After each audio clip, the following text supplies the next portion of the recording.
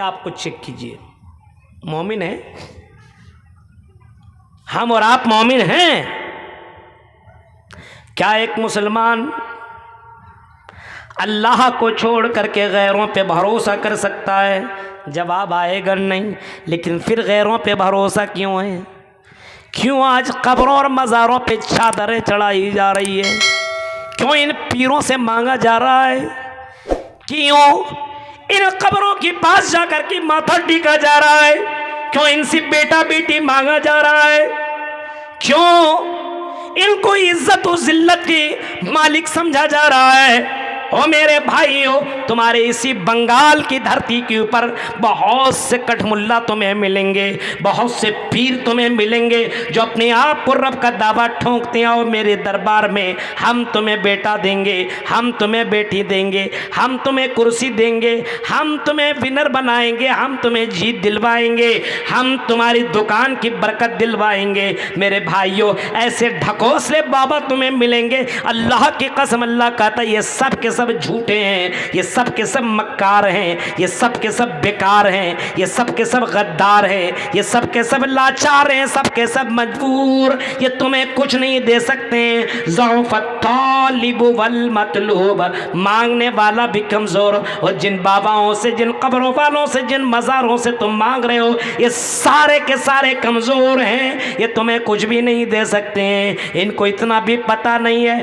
वमा यशऊरूना अय्यान युबासून, इन्हें इतना भी पता नहीं दोबारा कब्र से ये जिंदा कब किया जाएगा। इनको इतना भी पता नहीं कि दोबारा कब्र से कब उठाए जाएंगे, लेकिन फिर भी कहते हैं आ जाओ मेरे पास, सारे मसले का हल है। बेटा बेटी नहीं हो रहा, चलो फला बाबा के पास चल गया है। आज बहुत से मुसलमान कमजोर दिल वाले, और ज्यादातर लड़कियां इस मामले में कमजोर हैं, ज्यादातर। अल्लाह की कसम सुनो, ये इतना बड़ा गुनाह है, इतना बड़ा गुनाह है कि सर जमीन के अंदर इससे बढ़कर के कोई गुनाह है ही। अल्लाह को छोड़ करके बेटा बेटी मांगने वालों, कब्रों में सजदा करने वालों, अल्लाह की कसम इससे बढ़कर के रोई जमीन के ऊपर कोई जुर्म नहीं हो सकता, कोई गुनाह नहीं हो सकता। क्योंकि अल्लाह के नबी से कभी किसी ने सवाल किया था, अय्यु ज़म्बी आज़म इंदल्लाह, अल्लाह की नज़र में सबसे बड़ा गुनाह, सबसे बड़ा जुर्म, सबसे बड़ा पाप अल्लाह की दृष्टि में, अल्लाह की नज़र में, अल्लाह की यहाँ कौन सा गुनाह है? तो उस वक्त अल्लाह के नबी जनाब मोहम्मद रसूलुल्लाह ने जो जवाब दिया था, वो जवाब ये था, अन तजअल लिल्लाहि निद्दन व हुवा खलक़का, सबसे बड़ा गुनाह ये है कि तुम अल्लाह के साथ किसी और को शरीक करो। सबसे बड़ा गुनाह कौन सा है? अल्लाह के अलावा किसी और को पार्टनर बनाओ। ये भी रोजी रोटी दे सकता तो ये भी दे सकता है, बेटा अल्लाह भी दे सकता तो बेटा पीर भी दे सकता है ना? आज बहुत से मुसलमान, बहुत से मुसलमान इसी में तो डूबा हुआ है। आपने अपने दुकानों में पीरों की तावीज़ को लटकाने वालों सुनो, ये तावीज़ लटकाने वालों, फला बाबा का तावीज़ लटका लो, रोजी रोटी में बरकत होगी, खाक बरकत होगी। अगर बरकत होती तो यही बाबा अपने अपनी दुकानों में कई तावीज़ लटका लेते, तुम्हारे मोहताज न बनते। 100 200 रुपया, 300 रुपया तुमसे न लूटते। ये लुटोरे, ये लूटने वाले बाबा हैं, अल्लाह के कसम ये तुम्हें कुछ भी नहीं दे सकते हैं। जिनके ऊपर तुम भरोसा करते हो, ये अल्लाह के कसम सबसे बड़े मक्कार हैं। इनके पीछे भागने की तुम्हें ज़रूरत नहीं है, इनके पीछे जाने की ज़रूरत नहीं है। अल्लाह की नज़र में सबसे बड़ा गुनाह है कि इंसान अल्लाह को छोड़ करके किसी और को अल्लाह का दर्जा दे दे। ये भी दे सकता, ये भी दे सकता, ये भी इज़्ज़त का मालिक, ये भी इज़्ज़त का मालिक, ये भी बेटा बेटी का मालिक, ये भी बेटा बेटी का मालिक। बीमार पड़ा तो धागा बांध दिया, बीमार पड़ा तो तावीज़ लटका दिया। सवाल करो, तुमने ये तावीज़ क्यों लटकाया, तुमने ये धागा क्यों बांधा? जवाब में कहता, मौलवी साहब ये तावीज़ मुसीबतों से बचाएगा, डायन और भूत से बचाएगा। ये धागा इंसान को बीमारियों से दूर रखेगा। मेरे भाइयों, ये धागा क्या इस बात के ऊपर दलील है कि अल्लाह के बराबर तुमने इसको बता दिया, इसको बना दिया है। अल्लाह बीमारियों को दूर करने वाला है। अल्लाह के नबी ने फरमाया अगर घर से कोई बच्चा निकलता हो तो उस बच्चे को फला फला सूरतें दम करके भेजो, फला फला आयतें पढ़ करके जाने के लिए बोलो, फला फला आयतें फला फला सूरतें उसको पढ़ करके जाने के लिए निकलने के लिए बोलो। किसी जिन और भूत का उसके ऊपर असर ना होगा। आज हमने नबी का फरमान छोड़ा, आज हमने अपने घर के अंदर शिरक ला करके रख दिया है। मेरे भाइयों, अल्लाह ताला को ये बिल्कुल ही पसंद ही नहीं है, बिल्कुल पसंद नहीं है कि अल्लाह ताला सब कुछ दे, इंसान को सारी चीज़ें दे, ज़िंदगी दे, हाथ दे, पैर दे, कान दे, आँख दे, और ये सारी चीज़ें दिमाग दे, और ये सारा सिस्टम अल्लाह ताला अता करे, और अल्लाह रब्बुल आलमीन को छोड़ करके किसी और के सामने सजदा करे। जाओ बॉम्बे की सरजमीन के ऊपर, आपको वहाँ भी आपको दरगाह नज़र आएगा। आप दिल्ली के अंदर जाओ, वहाँ भी आपको दरगाह नज़र आएगा। आप भोपाल के सरजमीन के ऊपर जाओ, वहाँ भी आपको बहुत बड़ा आपको मज़ार नज़र आएगा। आप चले जाओ इंदौर चले जाओ, आप बंगाल की धरती के ऊपर जाओ, बहुत बड़े बड़े पीरों ने अपना अपना मज़ार बना रखा है। मेरे प्यारे साथियों, गौर करो, इन मज़ारों के ऊपर कौन जा रहा है? यही मुसलमान जाकर के बाकायदा सजदे करता है। तेरा देना लेना तेरा काम है, इज्जत व जिल्लत तेरे हाथ में है, बेटा बेटी देना तेरा काम है। ये कव्वाली गाने वाला, ये मौलवी, ये कठमुल्ला, ये बाबा, इनको अल्लाह की कसम, अल्लाह इन्हें हिदायत दे, अल्लाह के साथ बहुत ही बड़ा जुल्म कर रहा है। और ऐसा अगर काम करोगे तो अल्लाह ताला तुम्हें इज्जत कभी भी नहीं दे सकता है, तुम्हारी मदद कभी नहीं कर सकता है। अल्लाह ताला मदद करेगा, शर्त ये कि तौहीद वाले बनो, तौहीद वाले बनो। तौहीद समझ रहे हैं आप? किसी भी मामले में अल्लाह को छोड़ करके किसी और के ऊपर तवक्कुल नहीं। तौहीद आपको जानना तो चरिंदों और परिंदों को देखो। आपने चरिंदों और परिंदों को देखा है? घोंसले में रहते हैं, घोंसले में चरिंदा परिंदा, उसको जानते हैं? चरिंदे ही परिंदे बोलते होंगे आप लोग। चिड़िया, चिड़िया, चिड़िया कहाँ रहते हैं? घोंसले में।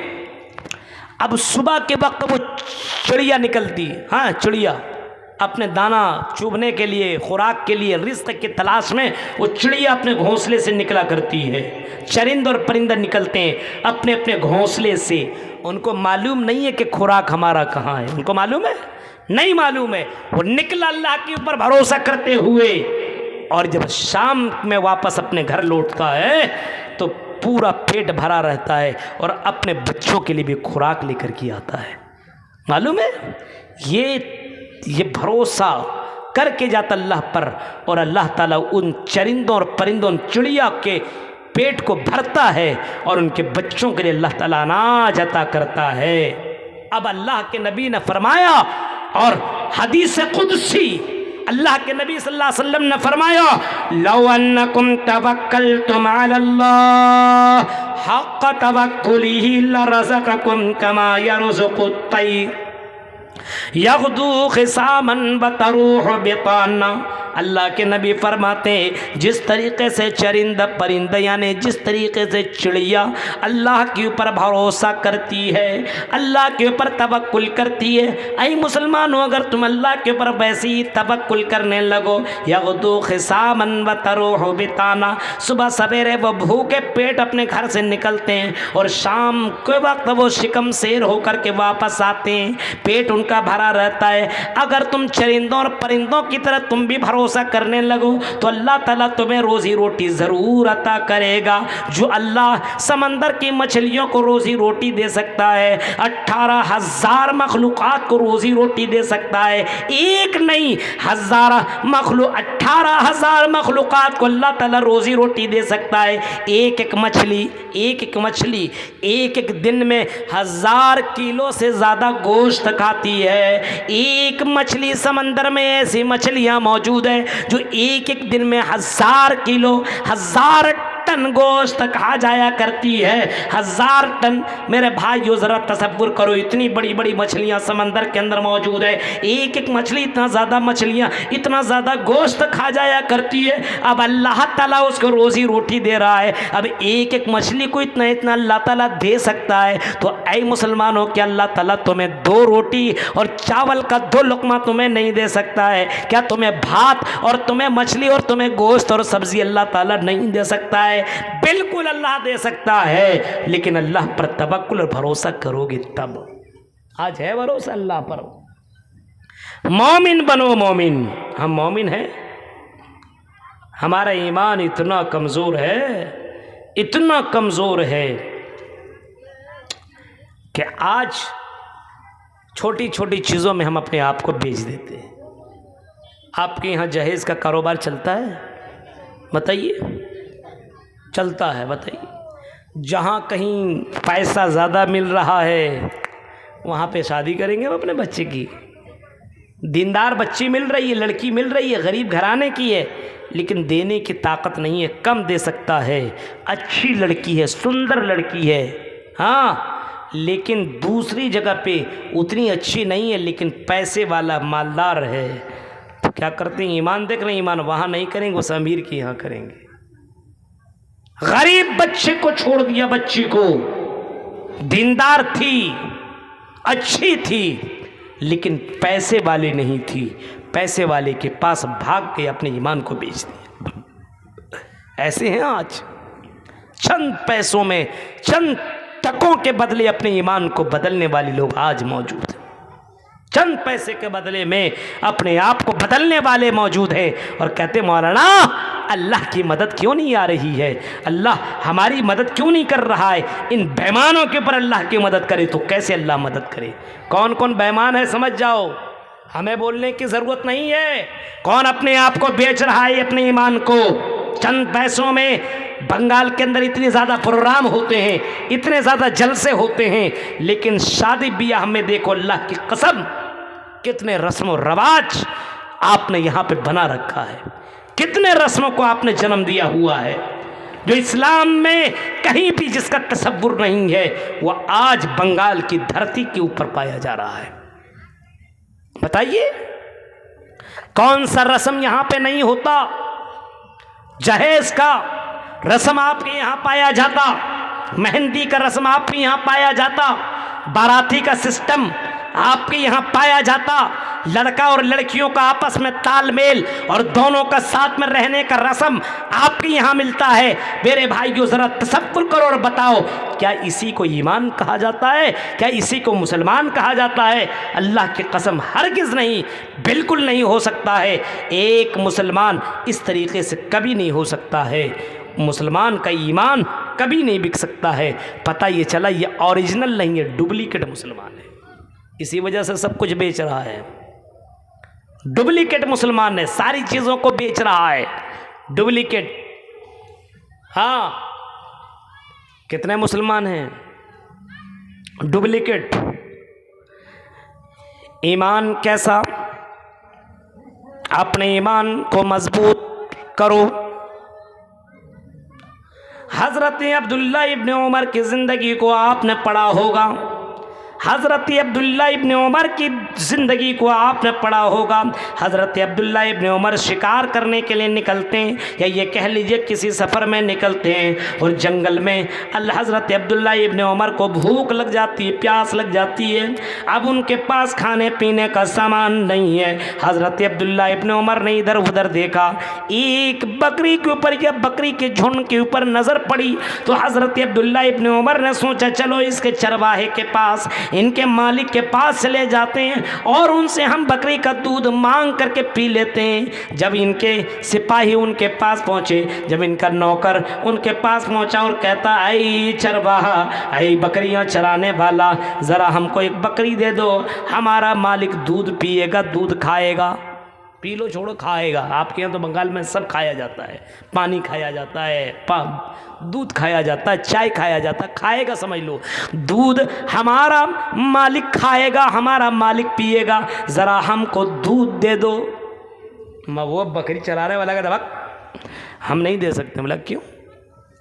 नहीं दे सकते भाई, हमारी ये बकरी हमारी नहीं है, हमारे मालिक की, हम बस चराते हैं, हम नहीं दे सकते हैं। हज़रत अब्दुल्ला इब्न उमर को ये ख़बर लगी तो वो भी आए और कहा कि चरवाहे ये बकरियां हमें दे दो, एक बकरी दे दो, एक, हम दूध भी पी लेंगे, ज़बह करके गोश्त भी खा लेंगे। तुमको कितना पैसा चाहिए, कितना दीनार और दिरहम चाहिए ये बोलो, हम तुम्हें दे देते हैं। मालिक को पता नहीं चलेगा कि तुमने बकरी बेची है। इतने हजार बकरियों में क्या पता चलेगा, एक बकरी दे दोगे तो किसको मालूम चलेगा, नहीं चलेगा। एक बकरी हमें दे दो, तुम ले लो पैसे दिनार और दिरहम और हमें बकरी दे दो, तुम भी खुश हम भी खुश।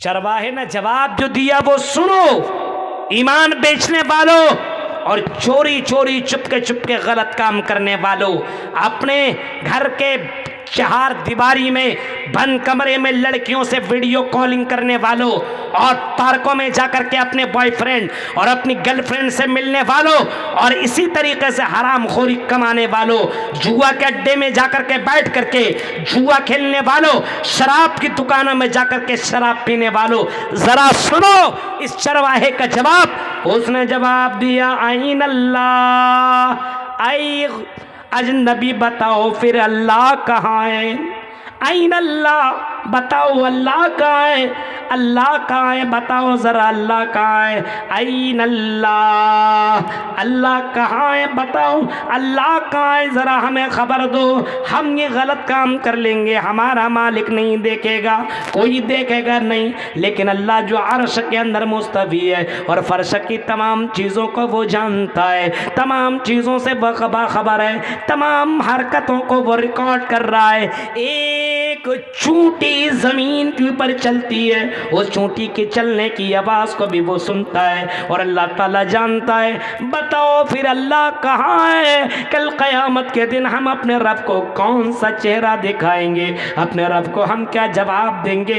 मेरे भाइयों, हज़रत अब्दुल्ला इब्न उमर को ये सुनना था कि हज़रत अब्दुल्ला इब्न उमर ने छोड़ दिया बकरी लेना और वापस मुड़े और दूसरे दिन अपने सिपाहियों को भेजा, जाओ ज़रा देखो उस गुलाम को लेकर के आओ, उस चरवाहे को लेकर के आओ और उसके मालिक को लेकर के आओ। उसके मालिक और चरवाहे को तलाश किया गया और तलाश करने के बाद आखिरकार मिल गया।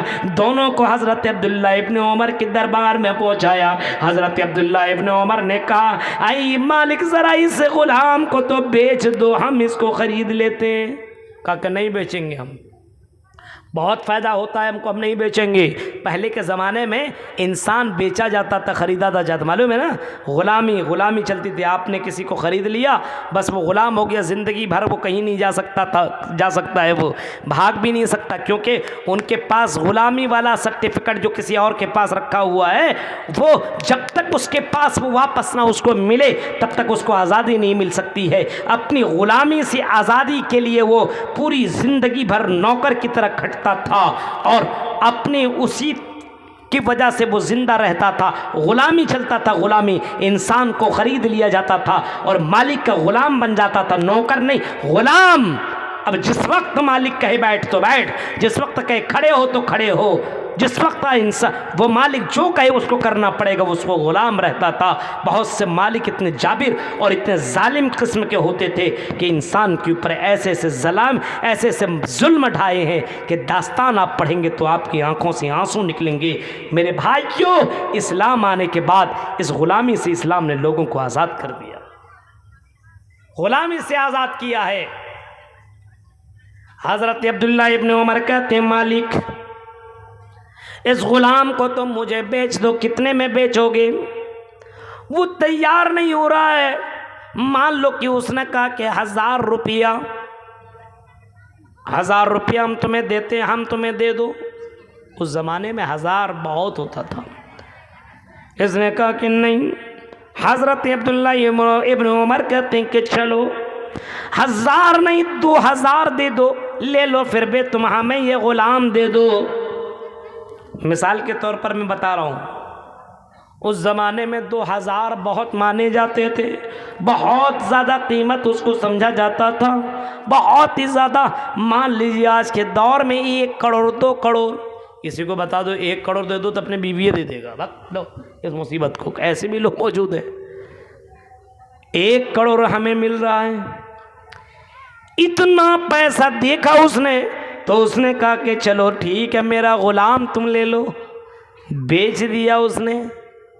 हज़रत अब्दुल्ला इब्न उमर ने ग़ुलाम को ख़रीदने के बाद, मालिक चले जाने के बाद ग़ुलाम को बुलाया और कहा, ग़ुलाम हम तुम्हें आज आज़ाद करते हैं, हम तुम्हें ग़ुलाम नहीं रखेंगे, हम तुम्हें अपना ग़ुलाम नहीं बनाएंगे, हम तुम्हें आज आज़ाद करते हैं। और आई ग़ुलाम सुनो, आई चरवाहे सुनो, अगर तुमको हमने आज ख़रीद करके हमने आज़ादी दी है, इसकी सबसे बड़ी वजह यह है कि तुमने वो जुमला बोला था, आइन अल्लाह, अल्लाह कहाँ है। इसी एक जुमले ने तुम्हें दुनिया के ग़ुलामी से आज़ाद दे दी। अगर इसी जुमले के ऊपर तुम जिंदा रहे, बरकरार रहे और इसी के ऊपर तुम्हारी मौत हो गई तो तुम जहन्नम की आग से भी आज़ाद कर दिए जाओगे, जहन्नम की आग से भी बचा दिए जाओगे। एक जुमले ने तुम्हें दुनिया के ग़ुलामी से बचा लिया। इसी जुमले पर अगर जिंदा रहे कि अल्लाह कहाँ है तो तुम आखिरत में मरने के बाद जहन्नम से बचा लिए जाओगे। आज मुसलमानों के पास इसी चीज़ की कमी है। आज इंसान से डरता है लेकिन अल्लाह से नहीं डरता है। अल्लाह से डरता है? नहीं डरता है। अगर अल्लाह से डरता होता तो ये मुसलमान लड़कियां इंस्टाग्राम के ऊपर अपनी वीडियो ना छोड़ती। अगर अल्लाह से डरा होता तो फेसबुक के ऊपर अपनी अपनी वीडियो वायरल न करती, स्टेटस गाने न लगाती, अपने बाल और अपने जिस्म को न दिखाती। ये मुसलमान लड़के अल्लाह के कसम होटलों में, पार्कों में, कॉलेजों में और ना जाने किन किन जगहों में गलत काम करते हुए जो तुम्हें नजर आते हैं। अगर अल्लाह की ज़ात के ऊपर ईमान होता और भरोसा होता और अल्लाह की से जैसा डर है वैसा डर होता तो अल्लाह की कसम ये बाज़ार में जो गलत करने वाले लोग मौजूद हैं, जो शराब पीने वाले लोग मौजूद हैं, जो जुआ खेलने वाले मौजूद हैं, ये आपको मुसलमानों में नज़र नहीं आता। पता ये चला कि आज मुसलमानों के पास ईमान की कमी है, यानी अल्लाह से नहीं डर रहा है, इंसान से डरता है, अल्लाह से नहीं डरता है, अल्लाह से नहीं डरता है। जाइए कलकत्ता, पार्कों में अगर कभी जाने के इत्तेफाक हो तो आपको लगेगा मुसलमान लड़की निकाब पहन कर के आती है और पार्क में गई तो निकाब उतारी और जींस और टी शर्ट में हाजिर। अभी शरीफ बन रही थी, अब शैतान की अम्मा दिखती है। ऐसी भी लड़कियां मौजूद है, बताइए। और बाद में पता चलेगा वहां पे निकलने के बाद क्या नाम है फातिमा, क्या नाम है सुमैया, क्या नाम है कुलसूम, क्या नाम है ज़ैनब। वही लड़की किसी गैर मर्द के साथ बाकायदा सबके बीच में इंजॉय करते हुए और अपने बॉयफ्रेंड के बाहों में जाकर के गलत काम करती हुई नजर आती है और नाम बोलती सुमैया, फातिमा, कुलसूम।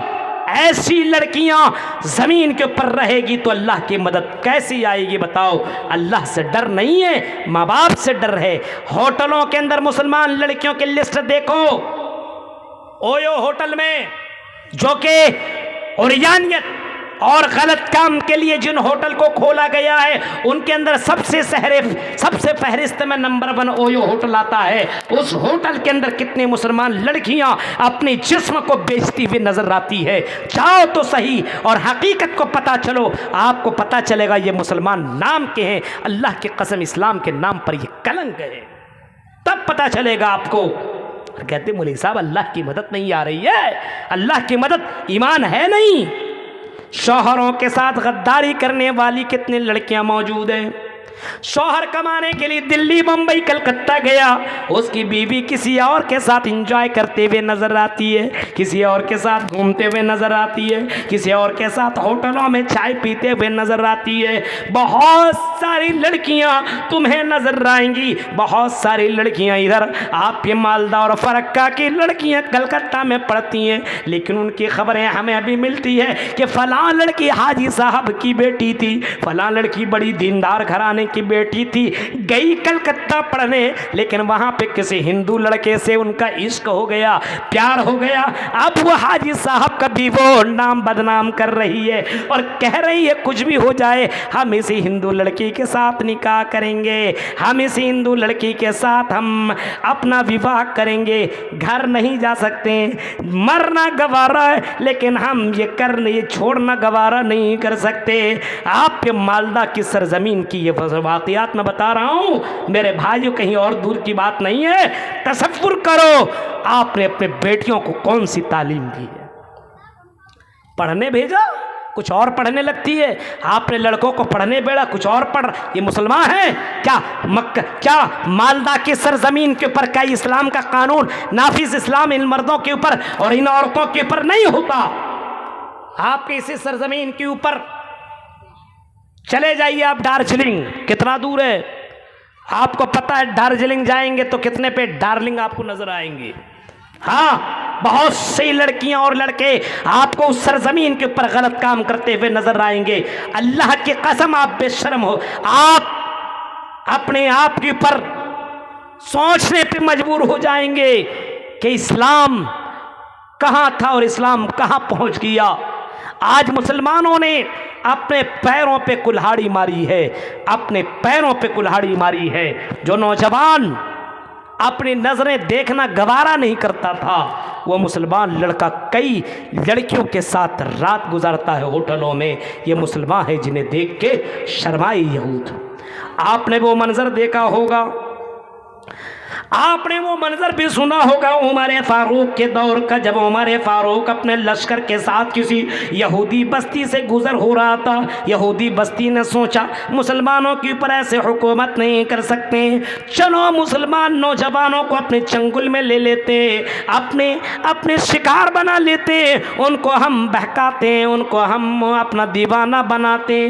किसी ने पूछा कैसे? जवाब में आया कि अपनी अपनी खूबसूरत सुंदर बेटियों को, बहनों को बाहर करो, रास्ते में खड़ा करो, उरिया लिबास पहनाओ, उसको छोटा छोटा ड्रेस उनको दो, उनके जिस्म को दिखना चाहिए ताकि मुसलमान मर्दों की नज़र जब इन लड़कियों के ऊपर पड़े तो मुसलमान लड़का इनके ऊपर फिसल जाएगा, और जब इनके ऊपर फिसलेगा तो हम मुसलमानों के ऊपर हुकूमत कर लेंगे, मुसलमानों को शिकस्त दे देंगे। मेरे भाइयों, मंजरा आपने सुना होगा, अमीरुल मोमिनीन के कानों में ये खबर पहुंची तो अमीरुल मोमिनीन ने अबुल कलाम सल्फी की तरह 2-2 घंटा तकरीर न किया, बल्कि कुरान की एक आयत पढ़ी, और कुरान की ये आयत आपने तमाम मुसलमानों के सामने पढ़ी, कुल्लिल मोमिनीन यग़ुज़्ज़ू मिन अबसारिहिम व यहफ़ज़ू फुरूजहुम। ऐ मुसलमानों, ऐ नौजवानों, अल्लाह तुम्हें हुक्म देता, अल्लाह तुम्हें ऑर्डर देता है कि तुम अपनी निगाहों की हिफाजत करो, अपनी निगाहें नीची रखो और अपनी शर्मगाह की तुम हिफाजत करो। ऐ मुसलमानों, अल्लाह तुम्हें ऑर्डर दे रहा, अल्लाह तुम्हें हुक्म दे रहा है। कुरान की इस आयत को सुन लेने के बाद ये मुसलमान नौजवान अपने घर से बहुत ज़्यादा दिन दूर थे, जब वो गलियों से गुजरने लगे, रास्तों से गुजरने लगे, लड़कियां हसीनो जमील थी, सुंदर थी, ब्यूटीफुल थी, बहुत ही ज़्यादा खूबसूरत थी। उन लड़कियों ने नौजवानों के अपने तरफ बुलाने की कोशिश की, हजार कोशिश करने के बावजूद मेरे भाइयों लड़कों ने पलट करके नहीं देखा, उन लड़कियों की तरफ निगाहें नहीं की। कुरान की एक आयत सुनने के बाद उनकी तरफ देखा न गवारा न किया। जब दूर निकल गए, जब उस गांव से, उस बस्ती से जब दूर निकल गए, बाहर जाने लगे, पीछे से ये लड़कियां दौड़ती हुई भागती हुई लड़कों के पास जाती है और कहती है, ओ लड़के, कौन से कुरान को तुम मानते हो, कौन से इस्लाम को तुम मानते हो, कौन से अल्लाह को तुम मानते हो, ज़रा हमें भी तो वो कलमा पढ़ा दो और हमें भी तो इस्लाम के अंदर दाखिल कर दो। तुम्हारा ईमान इतना पक्का है, तुम्हारा ईमान इतना सच्चा है कि हमारी तरफ तुमने देखना गवारा न किया, तुम्हारी निगाहें हमारी तरफ देखना गवारा न किया, ज़रा हमें भी भी कलेमा पढ़ा दो और उन्होंने अशहदु अल्लाह इलाहा इल्लल्लाह व अशहदु अन्ना मुहम्मदुर रसूलुल्लाह पढ़ करके वो भी मुसलमान बन जाती है। मेरे प्यारे साथियों, ज़रा तसव्वुर करो, गौर करो, ये ईमान कितना मजबूत था कि लड़कियां अपने तरफ बुलाती थी और बाकायदा खूबसूरत बन करके ब्यूटी पार्लर में जा करके सारा मेकअप करके आने के बाद लड़के उसकी तरफ देखना गवारा न करते थे। आज का मुसलमान सिर्फ हेलो और हाई कर दिया, या किसी फेसबुक में हेलो और हाई कर दिया, मैं अपना नंबर दूंगी, ज़रा कमेंट करो मैं कैसी लग रही हूँ। आज मुसलमान लड़का कमेंट करना चालू कर देता है। हाय रे मुसलमानों, ज़रा बताओ अल्लाह की मदद आएगी तो कैसी आएगी? आज मुसलमानों के पास ईमान नहीं है, आज मुसलमानों के पास अल्लाह का डर नहीं है, आज मुसलमानों के पास अल्लाह का खौफ नहीं है, आज अल्लाह ताला से नहीं डरता है। आज मुसलमान दूसरों से डरता है, पुलिस वालों से डरता है, गांव वालों से डरता है, समाज वालों से डरता है, अपने माँ बाप से डरता है, लेकिन डरता नहीं है तो सिर्फ अल्लाह से नहीं डरता है। डरना सिर्फ अल्लाह से चाहिए था, लेकिन अल्लाह का डर अपने समाज से ख़त्म हो चुका है। अल्लाह का डर नहीं, ईमान नहीं है, इसी वजह से अल्लाह की मदद नहीं आ रही है। 12 बज चुका, बहुत देर नहीं बोलूँगा। गौर कीजिए मेरे भाइयों, पहला प्रॉब्लम और पहला रीज़न जो है अल्लाह की मदद ना आने की, वो रीज़न है ईमान की कमी। ईमान कितना कब है देखिए, आज़ान होने के बाद कितने लोग नमाज़ पढ़ने तक नहीं जाते हैं। ईमान की कमी नहीं है। एक मुसलमान आज़ान सुन करके घर में बैठे, ये मुसलमान है? हाँ, आज़ान सुन करके दुकान में बैठा रहे, ये मुसलमान है? अल्लाह की कसम, ये मुसलमान के नाम पर कलंक है, इसको डूब करके मर जाना चाहिए था। आज़ान सुनने के बाद मस्जिद न जाओ, कौन जाएगा? तुम्हारी मस्जिदों को आबाद कौन करेगा? आज़ान सुनने के बाद तुम मस्जिद में तुम जाओ, अपने बच्चे को तुम लेकर के जाओ और आई मेरी माँ, आज़ान सुनने के बाद तुम नमाज पढ़ो। अगर तुम्हारे यहाँ मस्जिद में पढ़ने की जगह नहीं है तो घर में नमाज पढ़ो और ख़ुद पढ़ो और अपने बेटियों को नमाज पढ़ाओ, क्योंकि अल्लाह के नबी ने फरमाया जब बच्चा 7 साल का हो, मोरो औलादकुम बिस्सलाति वहुम अबनाउ सब'i सिनीन, जब बच्चा 7 साल का हो तो नमाज पढ़ने का हुक्म दो, और जब यही बच्चा 7 साल से ज़्यादा हो जाए यानी 10 साल को पहुँच जाए तो मार मार करके नमाज पढ़ाओ, मार मार करके नमाज पढ़ाओ। ये नमाज सबके लिए है, सारे मुसलमान के लिए है, चाहे मर्द हो या औरत हो, या फिर कॉलेज में पढ़ता हो, या फिर यूनिवर्सिटी में पढ़ता हो या पढ़ती हो, या फिर मदरसे में पढ़ते हो, शादीशुदा हो गैर शादीशुदा हो, सभी लोगों के लिए ये नमाज है और सभी लोगों के लिए नमाज वक्त पर है। इन्नस्सलाता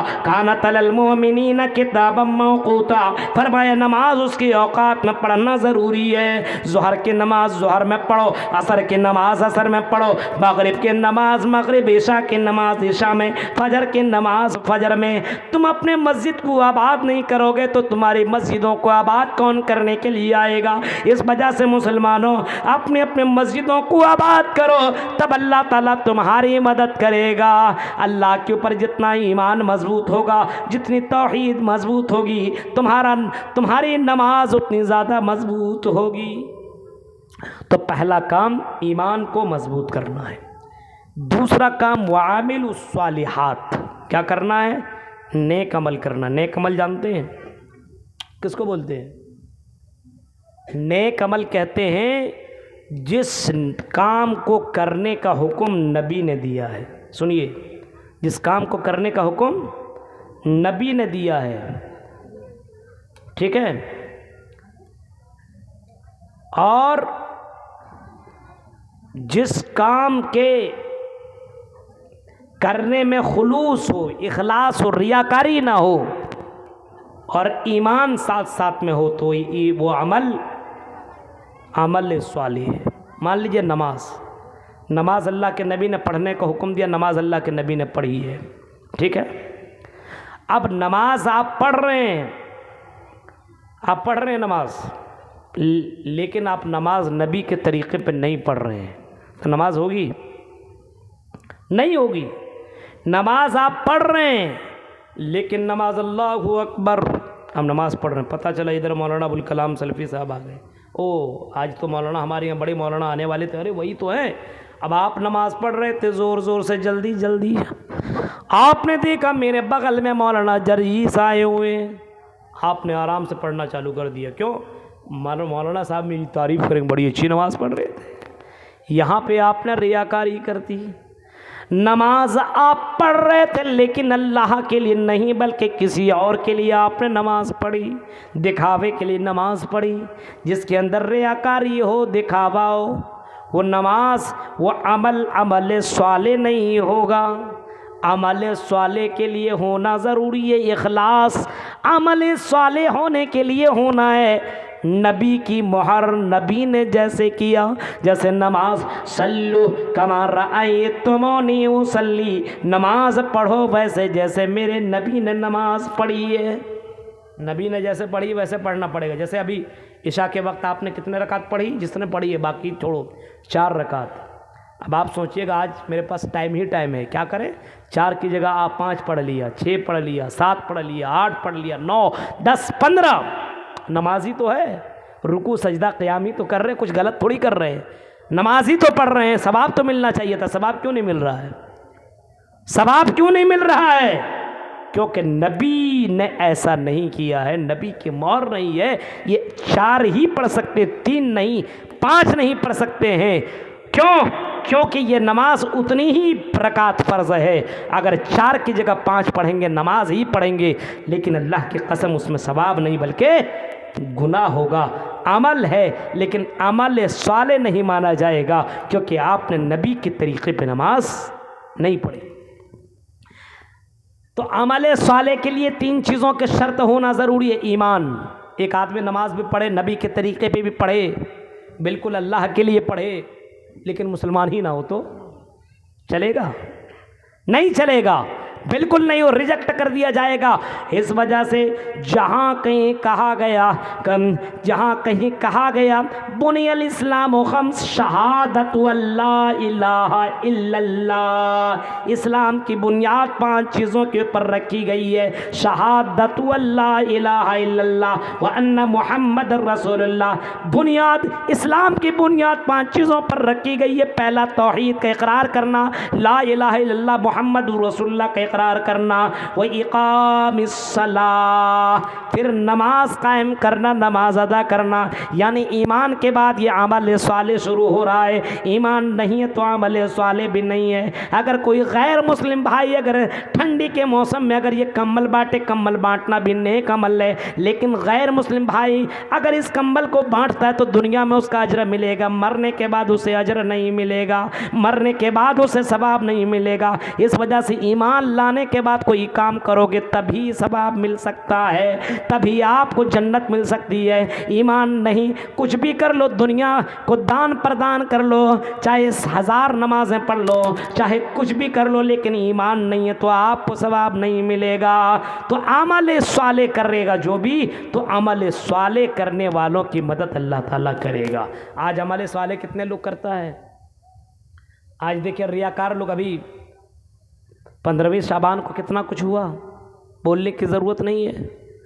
12 रबीउल अव्वल को कितने झंडे लगते हैं, कहीं साबित है कुरान और हदीस में? एक हदीस दिखाओ, कुरान की एक आयत दिखाओ। हाँ, शब बारात के मौके पे एक भी आयत दिखाओ। नबी ने किया, सहाबा ने किया, सलफ़ सालिहीन ने किया, इमाम बुखारी, इमाम शाफी, इमाम अहमद, इमाम हम्बल, किसी भी इमाम ने किया तो साबित करो। किसी ने नहीं किया, खुद कर रहा है। ये मौलवी है, अपने पेट के वास्ते पता नहीं क्या क्या करेंगे। मेरे भाइयों, ये सब की सब बिदात है, ये सब के सब इस्लाम की नज़र में गलत है। इसको करने से सवाब नहीं बल्कि गुनाह होगा, इतना आप समझ जाइए मेरे भाइयों। इस वजह से जो भी काम कीजिए ओरिजिनल डुप्लीकेट नहीं इस्लाम में चलेगा, नहीं चलेगा। नेक अमल कीजिए, नेक अमल। 2 काम हो गया, नेक अमल। तीसरा काम, और बहुत ध्यान से इसको सुनिएगा, तीसरा काम बहुत ज़रूरी है आज के दौर में। तीसरा काम ये है कि अल्लाह की मदद करो। क्या करो? अल्लाह की मदद करो, अल्लाह की हेल्प करो। अब आप बोलिए मौलवी साहब हम अल्लाह की हेल्प क्या करें? हम कहाँ और अल्लाह कहाँ, हम फ़कीर अल्लाह अमीर, गरीब अल्लाह कहाँ, मालदार हम गरीब। हाँ, हम अल्लाह की मदद कैसे करें मौलवी साहब? हम तो खुद अल्लाह से मांगते अल्लाह दे दे दे दे दे, हम कैसे उसकी मदद कर सकते हैं? हम अल्लाह की मदद कैसे कर सकते हैं? अल्लाह कहता है इन तंसुरुल्लाह यंसुरुकुम व युसब्बित अक़दामकुम। आई लोगों, अगर तुम अल्लाह की मदद करोगे तो अल्लाह तुम्हारी मदद करेगा। कुरान करीम सूरह मोहम्मद पढ़ लेना, इन तंसुरुल्लाह यंसुरुकुम, अगर तुम अल्लाह की मदद करो तो अल्लाह तुम्हारी मदद करेगा। वो युसब्बित अक़दामकुम, तुम्हारे कदमों को साबित कदम कर देगा, तुम्हारे कदमों को जमा देगा। तुम्हें कोई बर्बाद नहीं कर सकता, कोई तुम्हें जलील और रुसवा नहीं कर सकता, तुम्हारे कदमों को अल्लाह ताला जमा देगा। शर्त ये कि तुम अल्लाह की मदद करो। अल्लाह की मदद कैसे करें?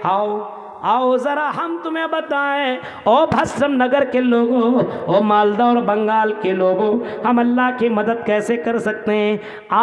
आज अल्लाह की मदद की सख्त ज़रूरत है। आज इस्लाम को मिटाने की साजिशें रची जा रही हैं, आज कुरान को ख़त्म करने की कोशिश की जा रही है, आज हिजाब के ऊपर पाबंदी लगाई जा रही है, आज मस्जिदों को निस्त नाबूद किया जा रहा है, आज मदरसों के ऊपर ताले लगाए जा रहे हैं, आज उलमा को बंद किया जा रहा है, आज उलमा को ख़त्म करने की साजिशें रची जा रही है। है मुसलमानों, अल्लाह की मदद का मतलब ये इस्लाम की तुम मदद करो। क्या करो?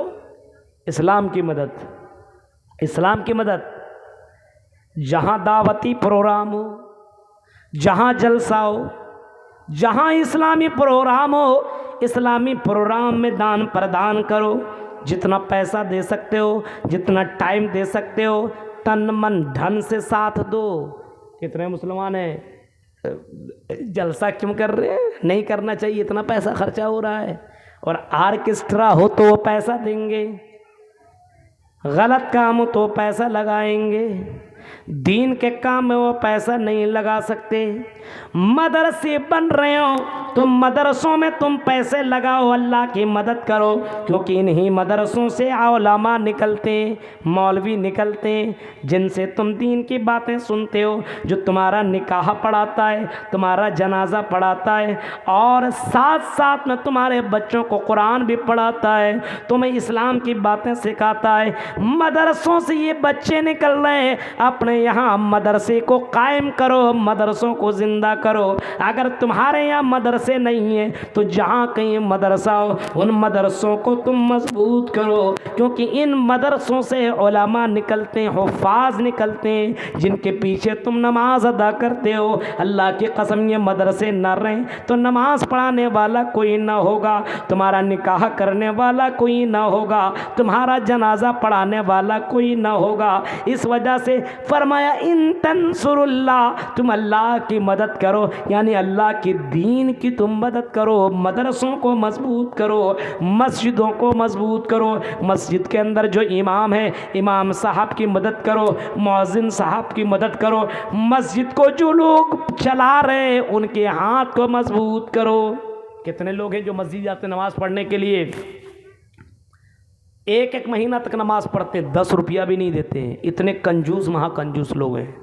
कभी कभी 5 रुपया देता। बताइए, आप ट्रेन में सफ़र कीजिए, किसी मांगने वाले को अल्लाह के नाम पे दे दे उसको 5 रुपया दीजिएगा, उठा करके आपको 10 रुपया दे देगा, ले मुझसे भी बड़ा फ़कीर तू है।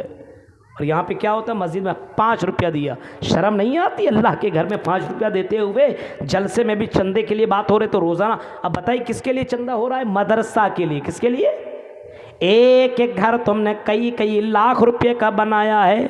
ऐ भस्टम नगर के लोगों, ये घर तुम्हें जन्नत नहीं दे सकता है, लेकिन अल्लाह के कसम मदरसा तुम्हें जन्नत में ज़रूर पहुंचाएगा, मस्जिद तुम्हें ज़रूर पहुंचाएगा। इस वजह से अमीरों, जिनको अल्लाह ताला ने नवाजा है, पता नहीं कब सांस तेरी अटक जाएगी, कब मर जाओगे, कब्र में चल जाओगे, दुनिया में सदक़े जारिया करके जाओ। ये मदरसा, ये सदक़े जारिया है। इन मदरसों को अगर तुमने कायम कर दिया, कहाँ भी मैं गया हुआ था, मिदनीपुर, वहाँ पे गया हुआ था, तो एक आदमी ने ही पूरा मदरसा बनवा दिया।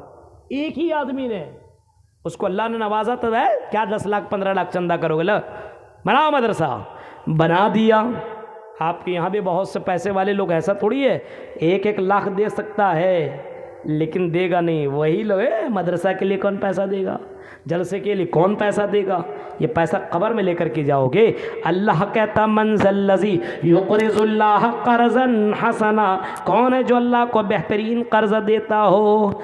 उलमा को, मदरसों को, मस्जिद को अगर आप पैसा देंगे तो आप गरीब नहीं होंगे। अल्लाह 1 रुपया देंगे तो अल्लाह 700 गुना, 1 के रुपया में 700 रुपया या 700 से भी ज़्यादा अल्लाह ताला देगा। अब बताइए कौन है दुनिया में जिसको हम 1 रुपया दें और 700 रुपया दें, कोई है? इसी वजह से हज़रत उस्मान गनी के बारे में आता, जब मदीना के अंदर कहत पड़ गई, भूखे के लिए, खाने के लिए तरसने लगे, दाना के लिए तरसने लगी, मदीना की धरती के ऊपर जब कहत साली पड़ गई तो मदीना के ताजिरों ने अपने अपने माल रोकना शुरू कर दिया। कभी कभी होता है ना, किसी चीज़ की कमी हो जाती है तो उसका डिमांड बढ़ जाता है, पैसा बढ़ जाता है। अभी प्याज की कीमत कितनी ज़्यादा बढ़ गई थी, टमाटर की कीमत अभी 2 महीना पहले टमाटर अभी देखिए 10 रुपया 15 रुपये केजी मिल रहा है, उस वक्त 200 रुपया 300 रुपया कहीं पे मिल रहा था किलो, आदमी ले रहा था। क्यों? कमी आ गई, अब उसी का दाम बढ़ गया। जो चीज़ कमी आ जाती है उसका दाम बढ़ जाता है और दाम में बेचने लगते हैं। मजबूरी में तो भाई लेना पड़ेगा। हाँ, मजबूरी में तो कोई भी चीज़ ले सकते हैं ना। मजबूरी में आप मान लीजिए अभी 1 बोतल पानी यहाँ पे रखा हुआ कुछ नहीं है, हाँ, और आप अगर ट्रेन में सफ़र करो, बहुत ज़्यादा प्यास लगी और बीच जंगल में गाड़ी रुक गई हो और 1 बोतल पानी की ज़रूरत हो तो 1 बोतल पानी के लिए आप 500 रुपया भी देने के लिए तैयार होंगे, भाई पानी किसी तरह मिल जाए, क्योंकि सामान वही है, लेकिन मजबूरी के टाइम में इसका दाम बढ़ जाता है। इसी तरीके से वो मदीना के सरजमीन के ऊपर जब कहत पड़ी तो खाने के लिए आदमी तरसने लगे और बाहर से कोई सामान आता था तो बड़े बड़े बिजनेसमैन लोग, ताजिर लोग उस सामान को खरीद लेते थे और कई गुना बढ़ा करके बेचते थे। ये करते थे। मदीना के बाहर बहुत से ताजिर पहुंचे और देखने लगे किसका सामान आ रहा है।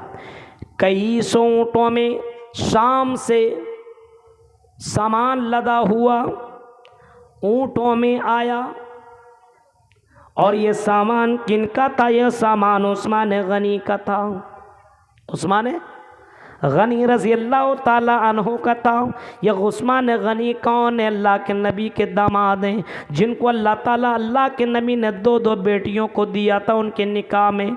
हज़रत उस्मान गनी का सामान आया, कई हज़ार ऊँटों में लद करके जब सामान आया तो मदीना के बड़े बड़े बिजनेसमैन बाहर आ गए, बड़े बड़े तुजार बाहर आ गए और हज़रत उस्मान गनी से कहते हैं, आई उस्मान गनी, हमें ये सामान दे दो, जितना तुम कीमत बोलो उतना हम तुम्हें दाम दे दें। मान लीजिए चावल है, अभी हमारे यहाँ चावल आपके यहाँ 20 रुपया केजी मानिए, 25 रुपया केजी मानिए। लोगों ने कहा उस्मान गनी तुम इस चावल को 25 की जगह तुम 50 रुपये में दे दो। 25 रुपया दाम है, 25 में लाए हो तुम शाम से, 50 दे दो। उस्मान गनी कहते हैं नहीं, मुझे इससे भी ज़्यादा दाम मिलने वाला है। दूसरा ताजिर कहता है 50 की जगह 75 में दे दो। 30 उस्मान गनी कहते हैं नहीं, इससे भी ज़्यादा हमें मिलने वाला है। चौथा कहता है आई उस्मान, हमें तुम 100 रुपया केजी दे दो। 25 का 100 रुपया 3 गुना बढ़ा करके दे रहे हैं। अब उस्मान गनी कहते नहीं, इससे भी ज़्यादा हमें मिलने वाला है। एक चौथा और 5वां ताजिर कहता हमें 125 रुपये में दे दो। उस्मान गनी कहते नहीं, हमें इससे भी ज़्यादा मिलने वाला है। एक 7वां ताजिर कहता है हमें 150 रुपये केजी में दे दो। आई उस्मान 150 रुपये केजी, 25 की जगह हम 150 दे रहे हैं, उसमें तुम दे दो। उस्मान गनी कहते हैं नहीं, इससे भी ज़्यादा मिलने वाला है। एक और ताजिर आगे बढ़ता है, कहता उस्मान गनी 175 में दे दो, 175 रुपये में दे दो। उस्मान गनी कहते नहीं, इससे भी ज़्यादा हमें मिलने वाला है। एक और आगे बढ़ा, कहा है उस्मान हमें तू ये सारा सामान 200 रुपये केजी में दे दो।